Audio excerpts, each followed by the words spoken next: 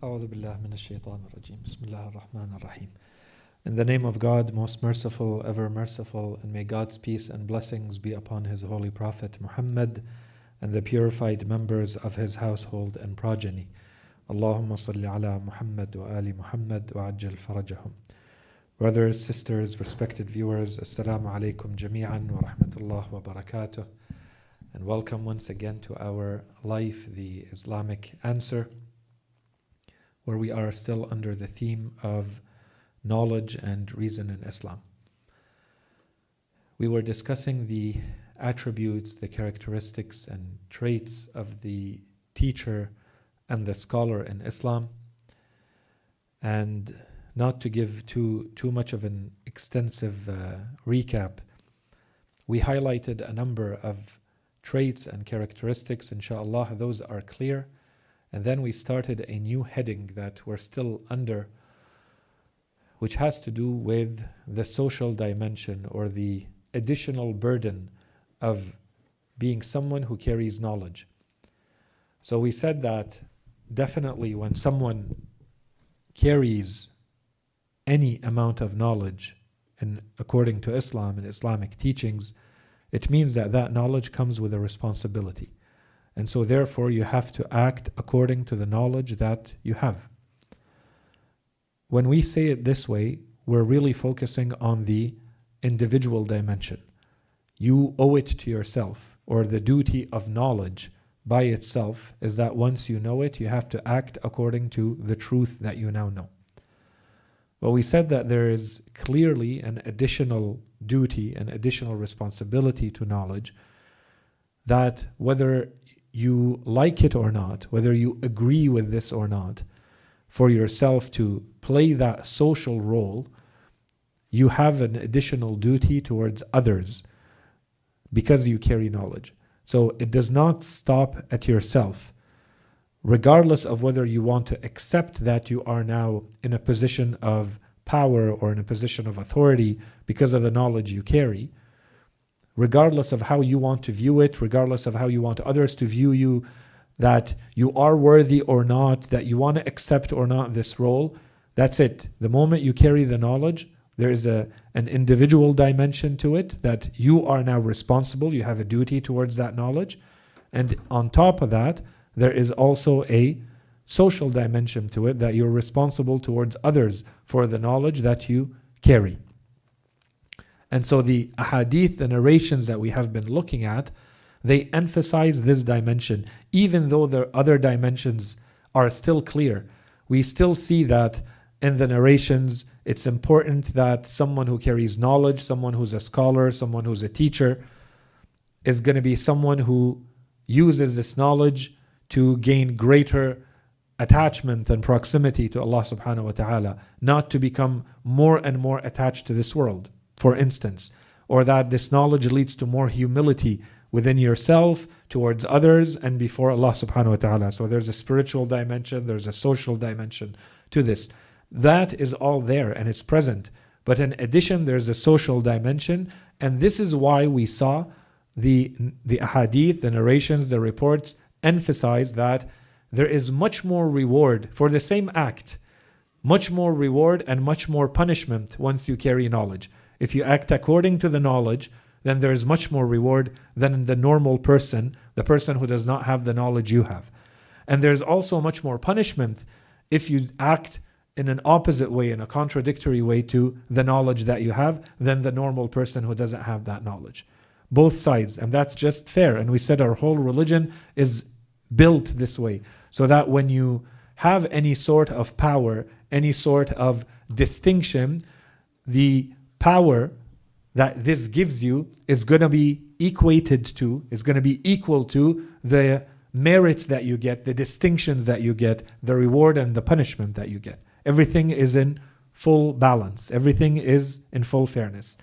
So some of the, perhaps very quickly, some of the ideas that we've covered until now, that, for instance, scholars and rulers have additional duties. And we saw in other narrations that scholars and people who have wealth have additional duties. And so here we can see clearly that Islam is saying those who have a distinction, those who have an additional power in society, whether it be political or material or based on knowledge. If you have an additional power in society, this comes with an additional duty, with an additional responsibility. And we spoke at length, so I'm not going back to why, for instance, our religion emphasizes on rulers and the political dimension. We saw how in our religion, for instance, the person who knows many more of their sins are not going to be accepted as forgiven as easily as the person who does not know. The person who does not know, as we saw, 70 sins of theirs are going to be forgiven before a single sin is forgiven to the scholar. Okay? And we saw the longer hadith from Imam al-Sadiq alayhi salam when he talks about this relationship between world knowledge leading to fear, and the fear leading to knowledge. Fear meaning fear of Allah subhanahu wa ta'ala, taqwa and wara', and so on and so forth. We saw, for instance, how the narrations say that Allah subhanahu wa ta'ala will remove the sweetness of worshipping Him, or the sweetness of having an intimate relationship with Allah subhanahu wa ta'ala, from the heart of the scholar who is attached to this world. And the hadith said, this is going to be the smallest punishment I have for them, that they no longer feel that there's a sweetness or there's a pleasure or there's a satisfaction that you get from directly talking to Allah subhanahu wa ta'ala, worshipping Allah subhanahu wa ta'ala. So your worship becomes dry. We continued the last time we met with the narration, and we spent a bit of time on this, from Imam al-Sadiq alayhi salam, if I remember, in which he not only emphasized the role of the scholars, but he emphasized the role of his followers. And this is where we saw that there is a different standard, according to our Imams, for being their followers. It's not sufficient to be mediocre. It's not sufficient to be average. It's not enough just to pray. The Imam wants your prayer to be perfect, and your ruku' and your sujood, he said in the prayer, to be perfect. And this, as we said, this is an example of everything else. And the people that the Imam is talking to, they fall in two categories. Two labels apply to them. The first is that they are supposed to be his followers. They're supposed to be his Shia. The second one is that clearly those are people of knowledge, because the Imam talks about knowledge. So we can imagine the context. If the Imam is talking about knowledge, it's because he has people of knowledge that he is talking to, not just random people. This is not the person, this is not your butcher or I don't know, the average person sitting there listening to the Imam. Otherwise, it doesn't make sense for the Imam to emphasize on knowledge in this manner. Clearly, the Imam is talking to scholars. So those two categories means, when the Imam talks to them in this way, means that they come with an additional duty. We are focused right now, the heading we're focused on is the additional duty of the scholar and of the teacher. But we can't ignore the other one that the Imam talked about here.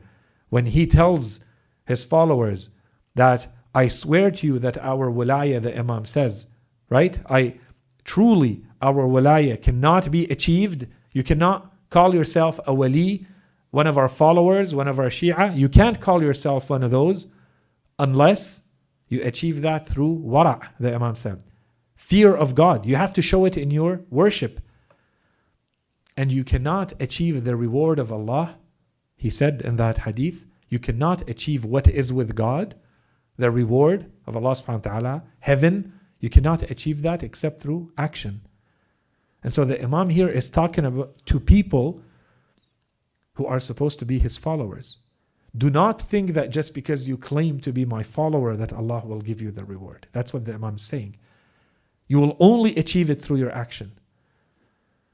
You will only achieve the rank of being our follower, not with empty talk, but through your wara'.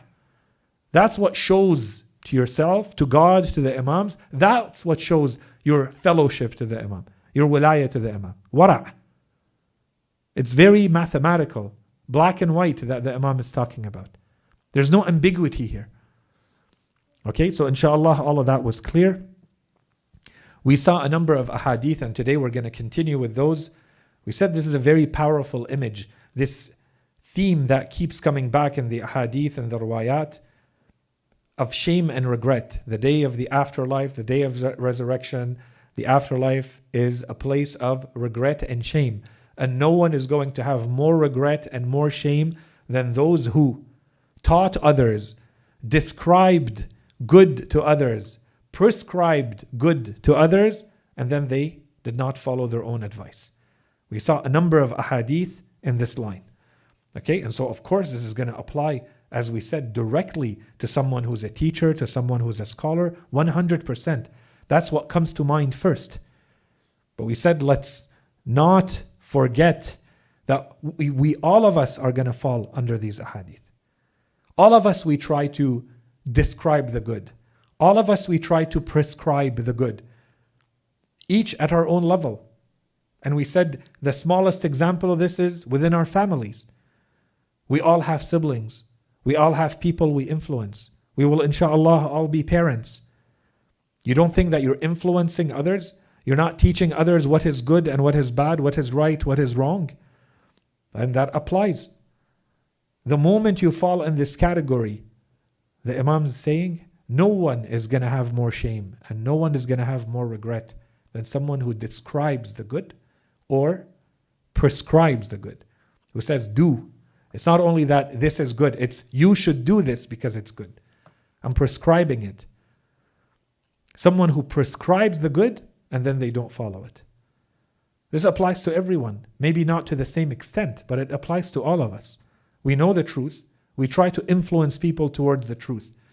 And this cannot mean, therefore, that I say, well, it's better for me not to describe the truth to anyone or to prescribe it and try to tell anyone. That's even worse now. This is not a call to stop preaching what is good, to stop bringing the truth to people. This is absolutely not what this is saying. It's saying the opposite. You have to do that, and therefore this should be an additional driver, an additional incentive and motivation for you to remember. Don't be of those who are going to describe the good but do something different. Because you are going to end up being of those who are going to feel the greatest regret and the greatest sorrow and hardship and heartbreak. We saw the different hadith related to all of this. We saw how Imam Ali alayhi salam in one of the ahadith was saying, there are two who never have enough in this world. Those who seek this world and those who seek knowledge. And again, there is so much that we can say here. And then in the same hadith, the Imam was saying, and the cause of all problems, the cause of all evil, of all issues in this world is two things. Following desires and lengthening your hopes in this world. And those are connected. And to me, perhaps the most relevant part of this is not in the absolute sense how true this is.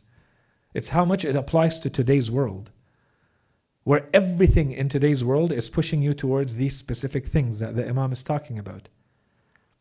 He's saying the root of all problems is two things. That you follow your desires blindly, one. So basically you have lost your humanity. You are now a slave to your desires. You don't think, you have no discipline, you have no control. So you follow desires. Wherever the desire is, that's where you go. Which is exactly what we hear in today's culture. Whatever makes you happy, whatever you feel like doing, you just do. That's the only criteria. There's no other criteria beyond it. That's what can dictate your whole behavior in this world. Does it make you happy? You do it. No. We believe in truth. We believe in duty. We believe in values.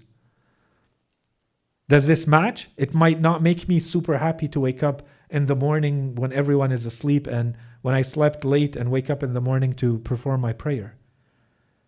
Or when it's hot and the day is long, I don't really feel like fasting for 16 hours.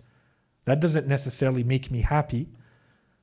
Unless I have maybe a much deeper understanding and then I really enjoy the more spiritual aspect of it and But at a certain level, at a biological, material level, no one is going to enjoy that. This is hardship. You're going to be thirsty, you're going to have a headache, you're going to be tired all day. You just do whatever you feel like because it brings you happiness, and what doesn't, you don't do. So therefore, you are following blindly. And we said the end result, if you apply it to very simple things, we may not see where the problem is. It's how far are you going to go beyond these desires?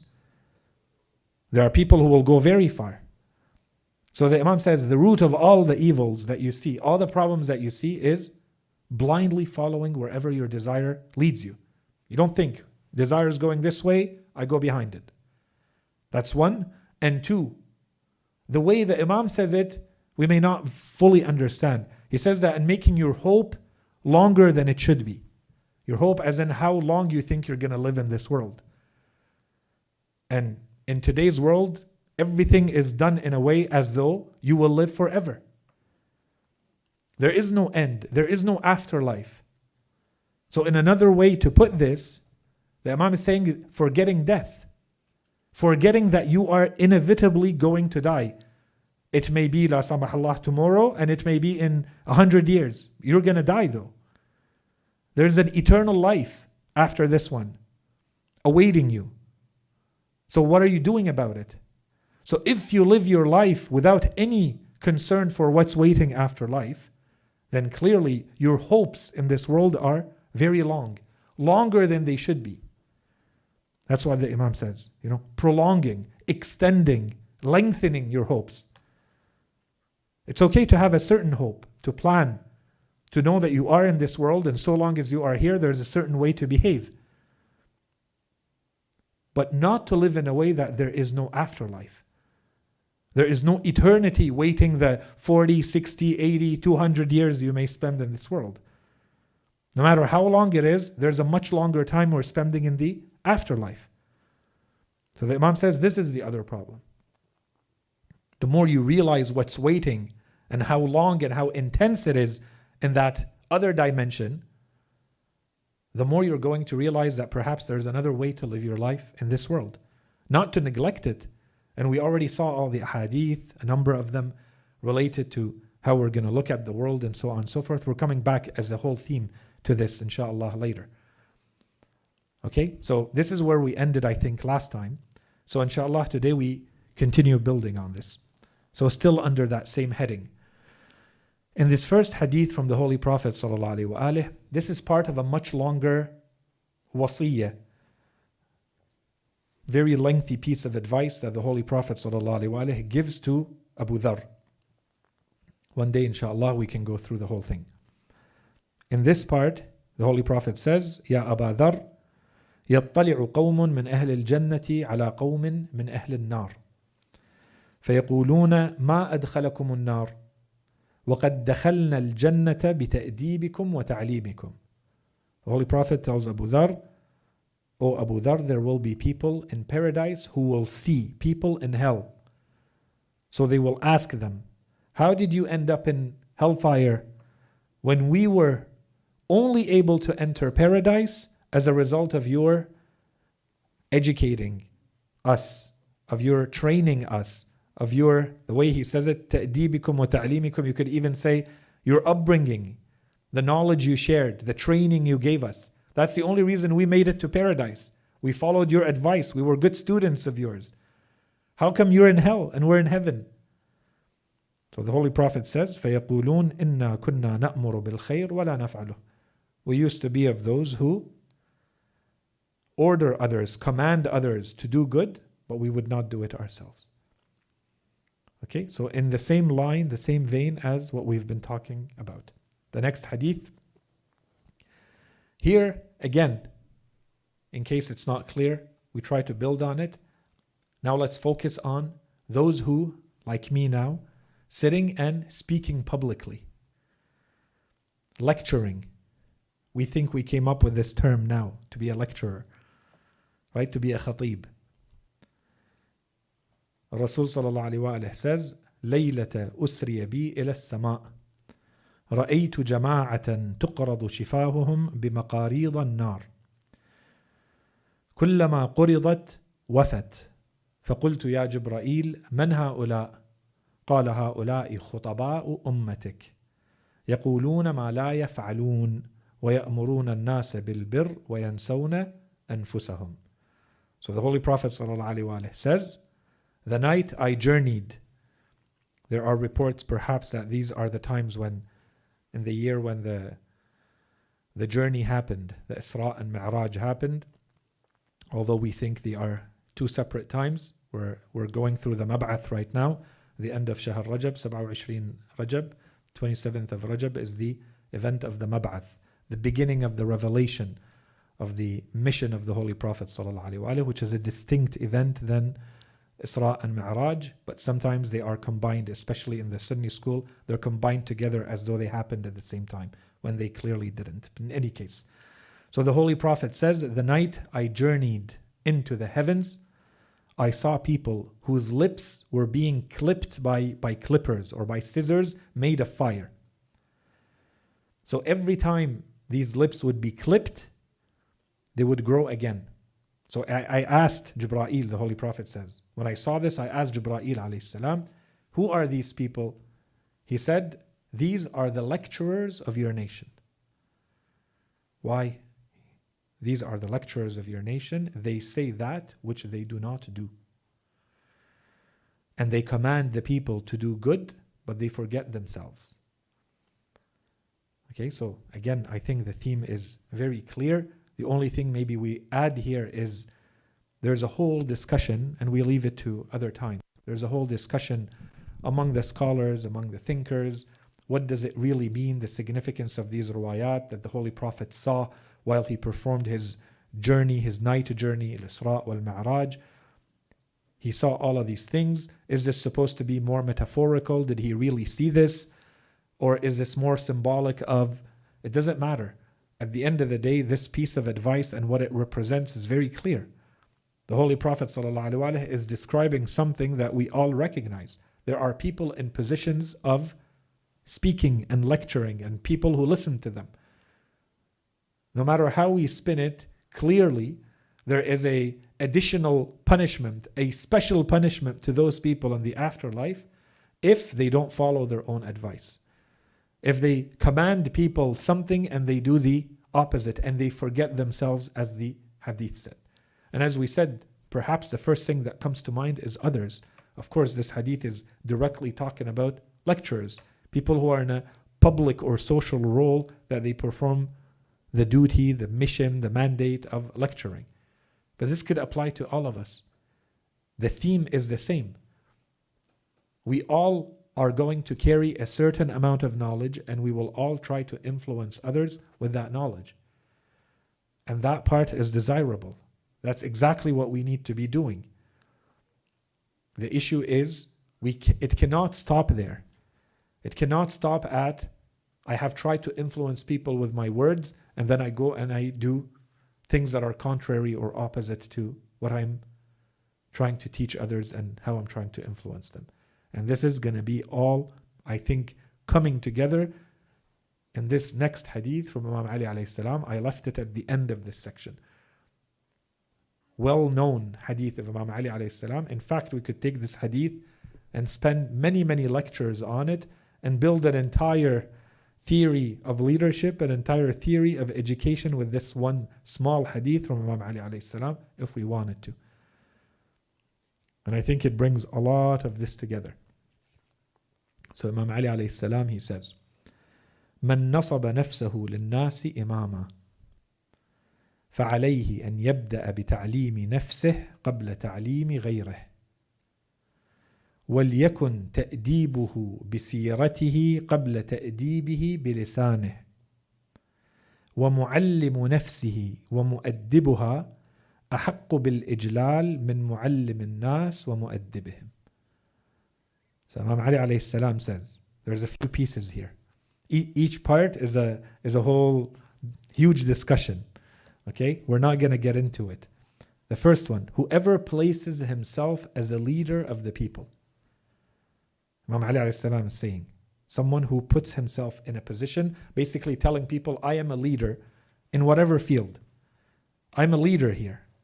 That's it. The Imam is going to now give us a theory of leadership. How do we recognize the true leader? Okay, the Imam says, whoever places himself as a leader of the people should begin with educating his own self before educating others. You have to have the goods before you try to influence people with the goods that you're supposed to have, whatever it may be. You have to have the qualification, the competence, the knowledge, the whatever it is that I'm teaching others. I have to know it. I have to have it demonstrated. Okay? Should begin with educating his own self. So clearly the Imam is now talking about the importance of the self before others. Before I start being preoccupied by others, I have to worry about myself. That's from my own angle. And from a social angle, if I'm studying my society, my community, then I also know now, I have a criteria now of what does leadership look like. But from my own angle, just me as a person worried about my own life, so before I even want to become a leader in my family, in my community, in my society, start with yourself before educating others. 1. And then the Imam says, and his teaching should be by his own conduct. Before teaching by the tongue, before teaching with words. So now we have the second part. The Imam is now saying, if you want to influence people, the main way to influence people, to educate people so that they learn, is it by lecturing? Is it by talking? No. The Imam says with conduct. You have to teach by conduct, and then you can add the words. Your conduct means much more. Talk is cheap. Talk is easy. Imam al-Hussein alayhi salam says it's on every tip of a tongue. In one of his khutab before Karbala, he says the religion is on the tip of every tongue. لَعِقٌ عَلَى أَلْسِنَتِهِمْ. It could sometimes mean that it's even a sweet thing, just like you use the tip of your tongue to taste honey, for instance. That's the additional meaning. Imam al-Hussein alayhi salam saying everybody has religion on their tongue. Everybody is using religion.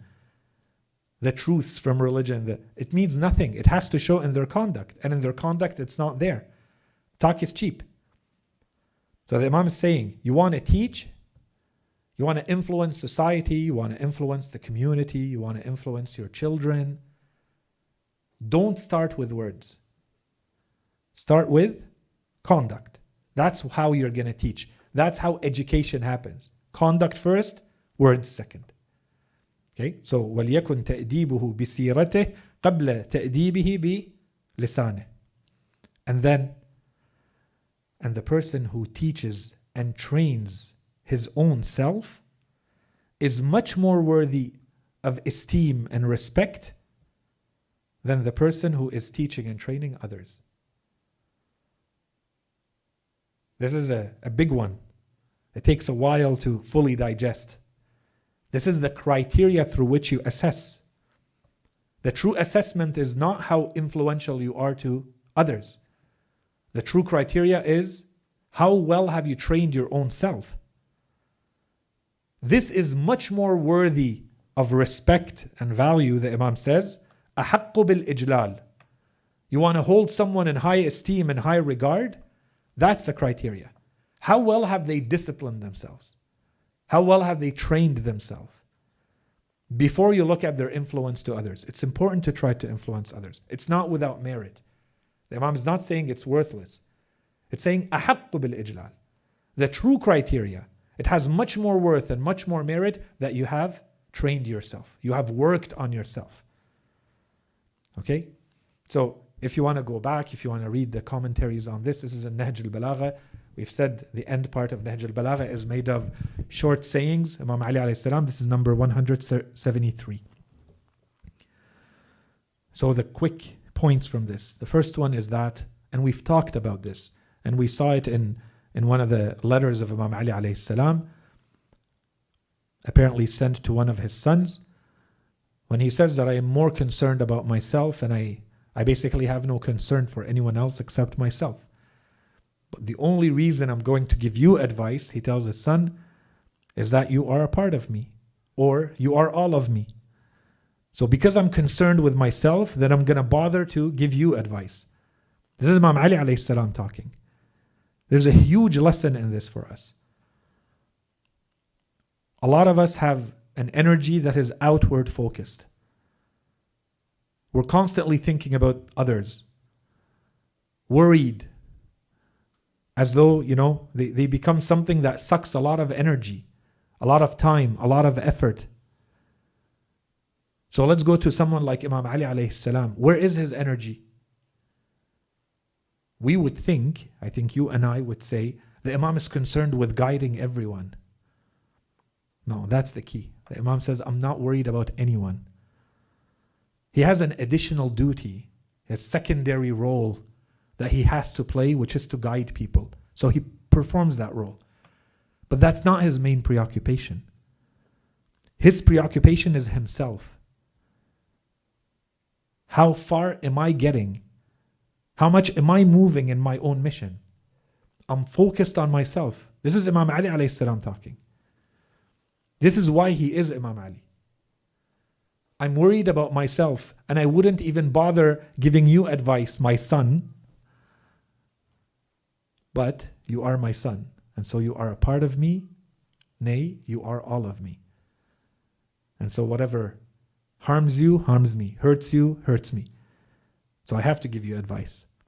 Of course, the Imam could say in another letter, he would say, and he does say it, if God had not taken it as a duty upon those to whom he has given knowledge, right? And he continues, so he's saying, because I have knowledge, there's a duty upon me to teach you and to lead you. In another sermon, in Shaqshaqiyya. We're going to come to it, inshallah. So it's not that he doesn't recognize that role, but he's saying the main role and your main preoccupation, the moment you're on this path of knowledge, if you're serious about knowledge, your main preoccupation is yourself. And you will see there's a lot of distractions. Your energy is constantly being sucked left and right. If you understand knowledge, then you understand that this is about yourself and how far you can take it, which means you're focused on yourself. Everything else is secondary to that. And it makes sense from the hadith itself. If you haven't worked enough on yourself, how are you going to guide others and help others? It's not just by raw wishes or love. I love my children. They're definitely going to be guided automatically. No. Work on yourself. Work on your conduct. Work on acquiring knowledge and training yourself. And this by itself is going to take you a very long way in how you're going to educate your children. This is not empty wishes. Now you've put in the work. And the work is on yourself first. It's on discipline and training, very clearly, if you believe in the words of Imam Ali alayhi salam. So that's the first part. So clearly, the point I want to say here is, this is not out of selfishness. No one should turn this into saying, therefore, it's a very selfish attitude. This is a very superficial understanding of it to say it's selfish. This is out of true sincerity, truly understanding of our mission in this world. Why do I exist in this world? What am I supposed to do? Is it to be concerned about every other type of existence, instance of existence? No, it's about myself. Okay, so that's the first point. The second point is that the Imam is giving us a very clear definition or criteria of true scholarship, which is what? Which is that it shows in your conduct. That's a true criteria. And we've been emphasizing this from the beginning of the series. It's not about the megabytes of information and data that you can memorize and repeat. That's good. That's the superficial layer of scholarship. It's how does this affect you spiritually? And this only shows in your conduct. Otherwise, if it doesn't translate, if it doesn't become something concrete, there's something broken in that chain. It's just an accumulation of data. It doesn't do anything. And so this is the criteria that the Imam is giving in multiple places in this short hadith. The criteria is conduct. That's two. 3, and I think that was the whole education theory. Inshallah, this part is clear, and it would require lengthy discussions on what does an education theory, an Islamic education theory look like. If we wanted to establish an education theory based on Islamic teachings, what does it look like? Well, we have principles here that the Imam is laying for us. And he's saying you start by educating yourself before you educate others, and you start educating by conduct before you educate by words. That's it. You already have the foundations here.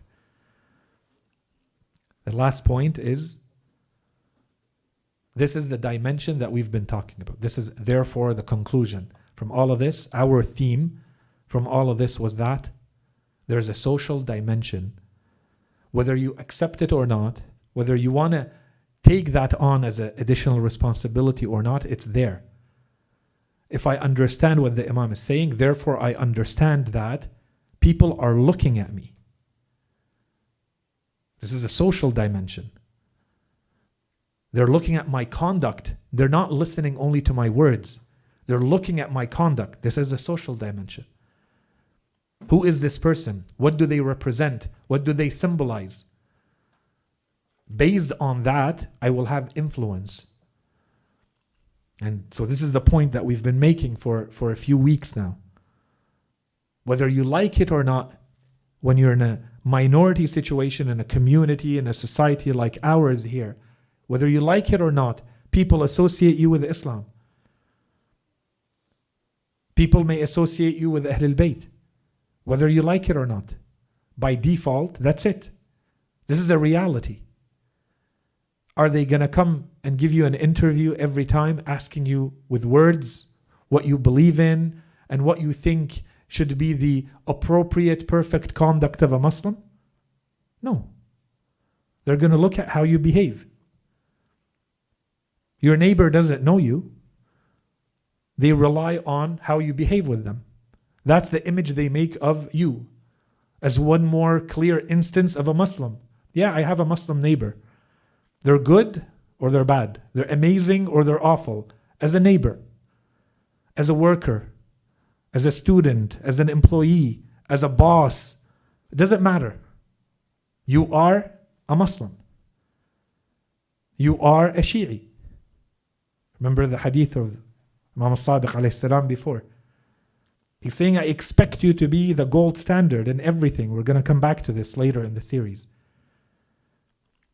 No matter where I throw you, I want you to be the gold standard, the highest standard.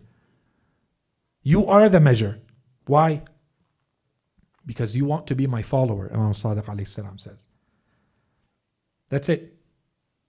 Because you want to be my follower, I expect you to be the gold standard. That's how you become my follower. Not with talk. That's what the Imam is saying. Unfortunately, this is sometimes, and it's unfortunate to have to say this, but this is a misconception. It's enough the person carries the love of Imam Ali in their heart. Okay? But Ahlul Bayt alayhim as-salam are clearly, repeatedly telling us there's a higher standard than that. That's good in itself. But that's not what gives you the ranks. That's not what gives you the title. This is not what's going to put you in that category of their wilayah. So the Imam here, once again, he didn't go into all those details, but he's saying what matters is the conduct. That's the criteria for scholarship, and that's the criteria for a theory of education, and that's the criteria for leadership in general. Leadership is based on conduct. That's the criteria. Okay, so with this, we have wrapped up the topic of, or the heading of, the social dimension of knowledge. So I think we have time to start the next heading. This one is not going to be, inshallah, won't be too heavy and too long, but we're going to start it today and maybe a couple of hadith today, and then we'll continue next time, inshallah. This one I simply called moral traits. So some of you might say, but what have we been talking about except moral traits until now? The moral traits we've been talking about are a lot deeper, a lot more spiritual. They affect the soul. We're talking about God-fearing, wara', taqwa, and so on and so forth, detachment from this world. There's also moral traits that show in day-to-day behavior. And you can recognize them. Things people say, things people do. And we also have numerous ahadith related to this. Once you start carrying knowledge, or the scholar or the teacher that you want to look up to, there are certain types of behavior and conduct and etiquette and manners that should go with that. So we'll start with the more, psychological ones, and we'll head to more and more concrete ones, inshallah, later. So these are going to include, I don't know if I listed all of them here, but a few of them are going to be foolishness, neglect and heedlessness, jealousy, arrogance, talking too much, revealing too much, and knowing what to share, what not to share, how to share it, and so on and so forth. These are some of the themes that we're going to see quickly in these hadith. So a first hadith from Imam Ali alayhi salam, he says, so this has to do with, let's call it nobility of character. Very interesting hadith. We could spend a long time on this, but very quickly. He says, إِذَا تَفَقَّهَ الرَّفِيعُ تَوَاضَعَ وَإِذَا تَفَقَّهَ الْوَضِيعُ تَرَفَّعَ. So first, تَفَقَّه, we've said it a few times. When you see this word, it simply means to go to the depth of something, knowledge. So to acquire a lot of knowledge, to become a technical expert in a field of knowledge, for instance. Okay? And now as a term, it's used in religion. So to acquire religious knowledge, to become an expert in religious knowledge. So Imam Ali alayhi salam is saying, if someone of noble character, he says the elevated man, someone who's of an elevated or noble, high character, when they acquire knowledge, when they become an expert, a technical expert, what happens to them? They lower themselves.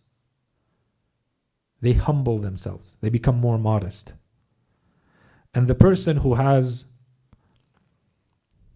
ذا تفقه الوضيع, someone who is lowly, of a low moral character, this person, the more they acquire knowledge, or the more they become an expert in knowledge, what happens to them?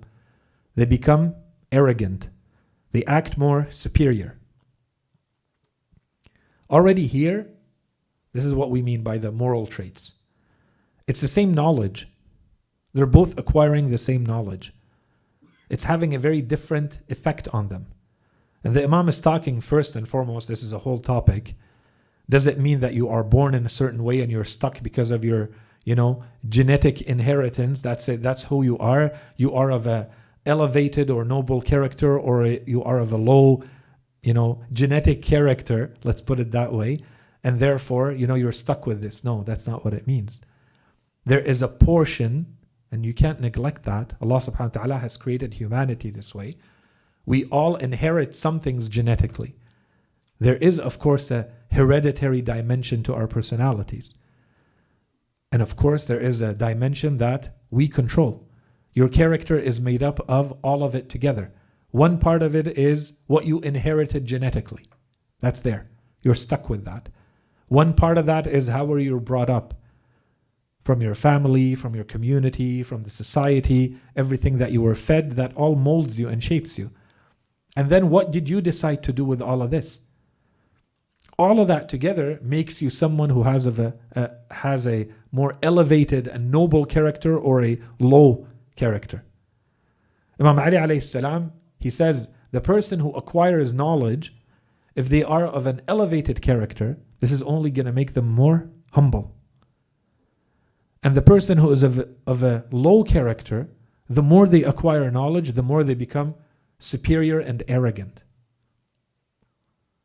Okay, so as we said, this is the same knowledge. Why? There's different ways to explain this. One of them, if we go to the nature of things, if you are as you're supposed to be, if you have no illnesses, let's put it that way, when you're confronted with something, you're going to act the result, the outcome is going to be what it is supposed to be as an outcome. This is the natural outcome of something. You're healthy, you're good. When you taste something, you actually taste it as it's supposed to be. You have an illness, you have a problem right now. When you taste the same food, it tastes different. There's a distortion. The same food, your state is different. This applies to everything. The same situation applies to different people. One person comes out of it stronger because that's what it's supposed to do to you, and one person it breaks them a lot more because there's something broken already. This applies to everything. When you are in the natural state, in the healthy state, in the state you're supposed to be in, when you're interfacing, when you're interacting with something, the outcome is what it's supposed to be. If it's in a diseased state, an unhealthy state, a problematic state, and you're confronted to a situation, most likely it's going to be a distorted outcome. This is one way to understand this. Knowledge is supposed to make us more humble. We saw too many ahadith about this in the beginning. We saw how many ahadith telling us, go to the scholar who makes you more humble, not more arrogant. And knowledge that's one criteria to recognize a true scholar, that they are much more humble, much more modest. They don't have arrogance. They don't push people away. We saw too many ahadith about this. So that's supposed to be the natural outcome of knowledge. But in this case, this person has something that makes them vile, or of a lowly character, of a low character, as Imam Ali alayhi salam says. The outcome is they're going to try to use that knowledge to become superior and to dominate, to become more arrogant. And this is one more time, one more example of what we've been talking about, a little bit more nuanced, but that knowledge is power. You can use knowledge as a form of power, and that's why you can dominate with knowledge. And so the person who is of a low character is going to use that power, is going to use the fact that they have knowledge, they have information you don't have. They're going to use that to dominate, to be superior over you. That's the low character. The person who is of a higher character, that's not their point. They don't instrumentalize, they don't use knowledge in this worldly way. They don't use it as a power to dominate over others. And of course here that's a link directly to the more spiritual dimension of knowledge. So inshallah that part is clear. We've talked a lot about it. A reminder one more time that this is the truth. This is one more example, indirect, but one more example of our Imams where they're saying that basically, therefore, the corollary of this is therefore knowledge is meant to be used on the self to become more humble, to become more modest, not to become more arrogant. Right? That's a corollary of this. Maybe a next hadith because it's related to this, or maybe two ahadith, and then we'll stop. The next one from Imam Ali alayhi salam, he says, أبغض العباد إلى الله تعالى العالم المتجبر. The worst or the most hated or despised of the creatures to God is mutajabbir. Is, one way to put this, I'd say maybe tyrannical scholar. It's not just arrogant. Someone who is using that scholar, or people recognize that this is someone who has knowledge. So they are associated, someone who has a tyrannical or arrogant behavior, and they are also recognized as being a symbol of knowledge. And we talked at length about this. There was this long hadith, if you'll remember, I think from Imam Sadiq alayhi salam, where he talked about the gates of hell or the layers of hell, and how many of them have to do with the scholars, and how many of them have to do with the arrogant scholars. Because they push people away from knowledge and truth and religion. Who wants to deal with any human being who is in that, who carries that type of behavior and moral traits? This arrogance or this tyrannical behavior. Tajabbur. Okay, so Imam Ali alayhi salam here is saying, this is the most despised of people before Allah subhanahu wa ta'ala. The next hadith related to this, so that we end it with the theme, we don't cut it off. Imam Ali alayhi salam says, Afatul ulama hubbur riyasa. One of the illnesses of scholars, of people who have knowledge, one of their illnesses is that they love positions of leadership. They love leadership. They love to lead. So this would require, again, perhaps a whole theory can be built around this. Why is this the case, and what do we do with it, and so on and so forth. But to link it to what we've been talking about, and if we want to, there's a psychological dimension to this. This is just human nature. It's no different than the ahadith that talk about people who have wealth. Does everybody who have wealth end up being a bad person? No.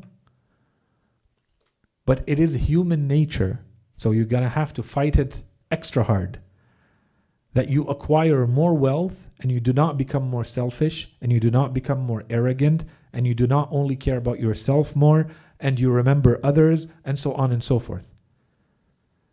That's human nature. So unless you are prepared to do the work that comes with this, you're going to see so many ahadith telling you it's better not to go in that direction. Because there's going to be a lot of work. Religion is telling you, I'm warning you. I know your nature. I created you. I know your weaknesses. This is another example. Another example would be political power. Does every political ruler end up being bad? Of course not. You can do a lot more good by being a political ruler than being an ordinary person. Of course. But at the same time, human nature means that the moment you are in a situation where you have so much power and authority over others, it's going to affect you in a certain way. Are you ready to do the work on yourself, to fight all of that and not fall into the normal, natural illness of that type of power? It's tough. It's difficult. So that's why we have so many ahadith that have this constant warning about scholars. One of the themes around scholars is that they love leadership. They love positions of authority because it's a power. It's a form of power. Okay, so inshallah we'll continue to build on this. Again, it doesn't mean that every scholar wants this. It doesn't mean that you shouldn't therefore become a scholar or a teacher. It means that you have to be extra careful. That the more you move in this direction, the more knowledge you acquire, that your guard is more up. Imam Sajjad alayhi salam talks about this. You'll remember, inshallah, one day we'll talk about this in Dua Makarim al-Akhlaq. He talks about this. He asks Allah subhanahu wa ta'ala, he says, the more you elevate me with my worship and with my knowledge, the more you elevate me, I want you to put me down among the people in the sense of modesty and humility. Don't make me use my worship or my knowledge to become arrogant and to start feeling I'm better than others. And this becomes a whole theme in our religion. There's a part of it that's artificial. It's only superficial and external. It's how you behave. This doesn't necessarily reveal how you feel about others. And the Imam here is talking about how you feel in your heart about others. The Imam is asking Allah subhanahu wa ta'ala not to make him feel like he is better than others. To focus on myself. When you focus on yourself, you see there's so much more to do. Regardless of how much you may know, if you focus on yourself, you're going to say, but I know nothing. You know yourself. But that's where we said the preoccupation of the true scholar is where? Himself. The energy is focused on the self, training and disciplining the self, not others. If you start focusing on others, the trick would be, the hack would be, look at those who are better than you. But the human tendency is going to be, I am so much better than those who are behind. And the true behavior is supposed to be, I focus just on myself. And we have so many ahadith related to this, so inshallah we'll touch on some of this in the future. So let's stop here, and inshallah we'll continue with some of the other moral traits that are expected of the teacher and the scholar in Islam. Wa sallallahu ala Sayyidina Muhammadin wa ala alihi at-tayyibin at-tahirin.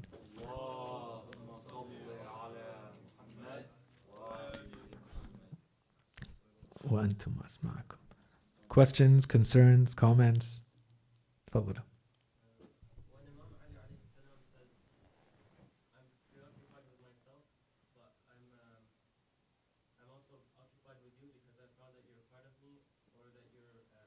All of me.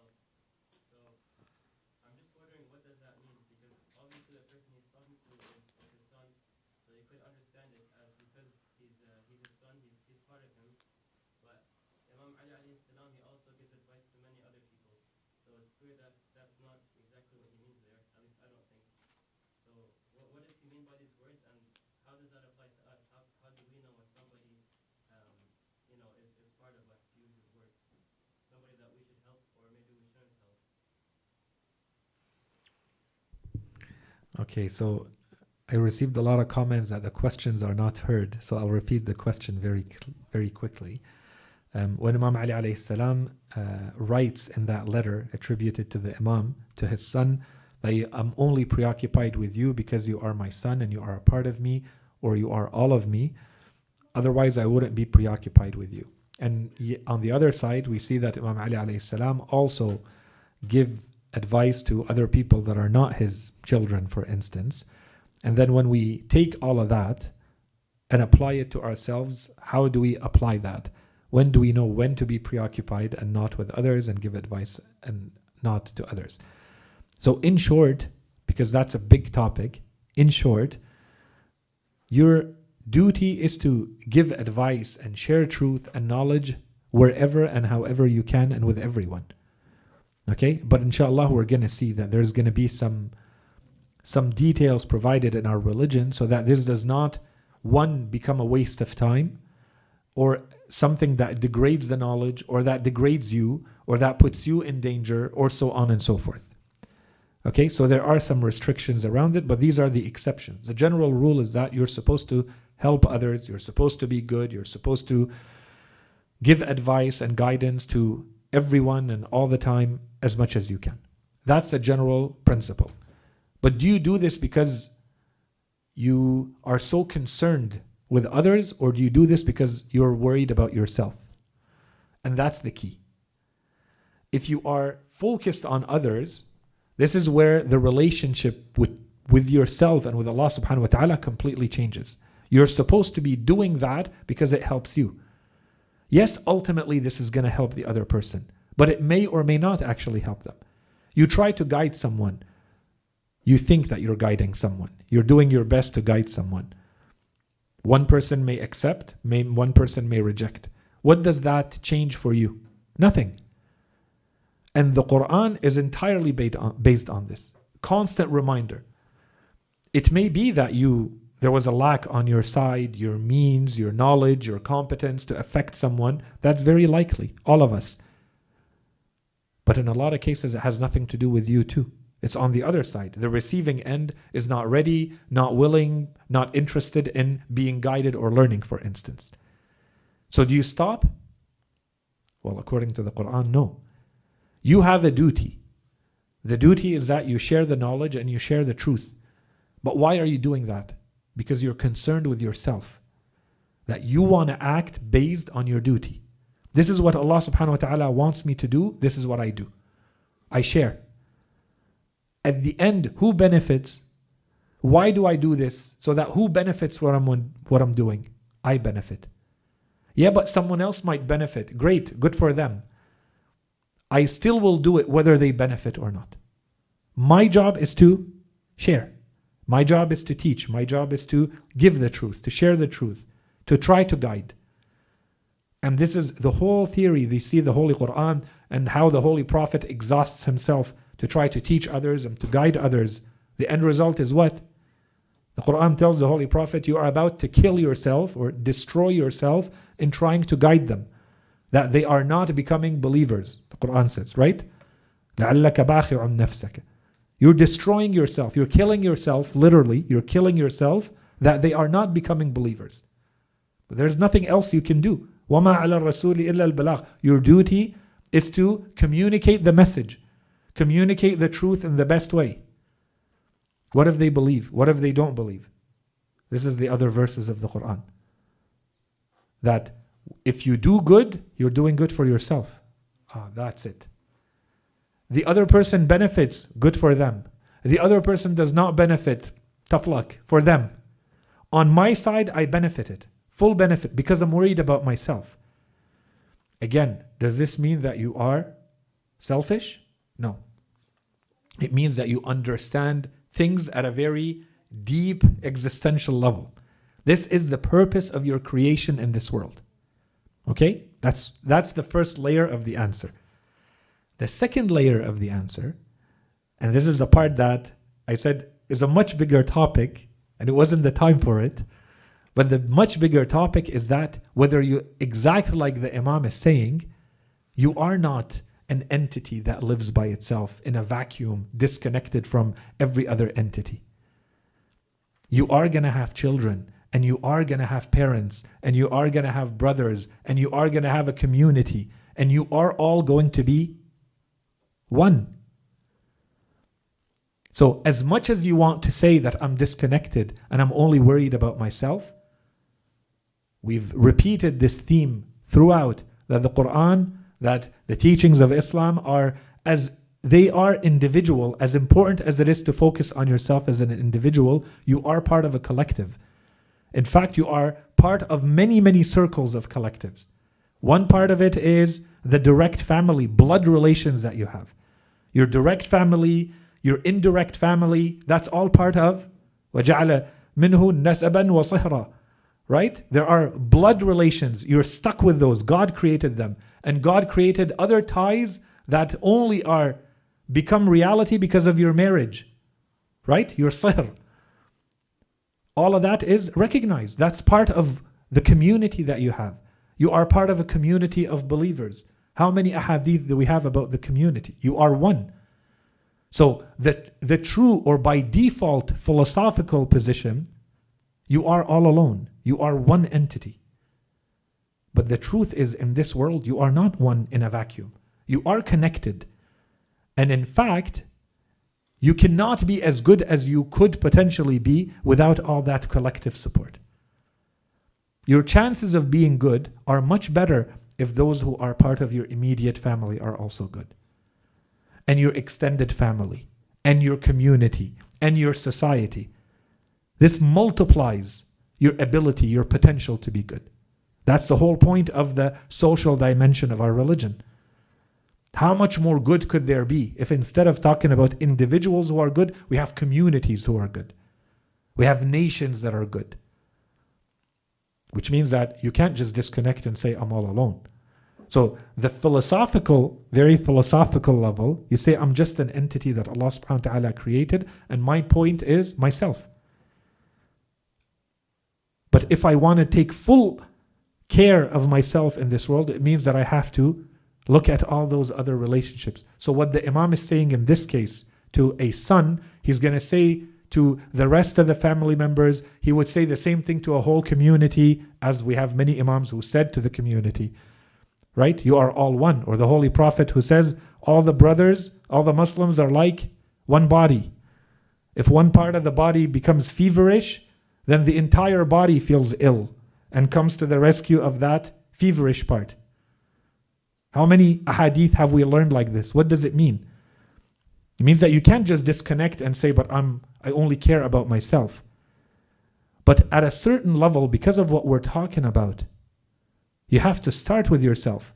You have no ability to train, you have no ability to influence, you have no ability to guide, to teach, to educate, unless you start with yourself. Your main preoccupation is yourself. And if you do that right, everything else starts to fall in place. That's kind of I think, a complete answer for now. It's a really big topic. But inshallah, this gives the elements of an answer. Other questions?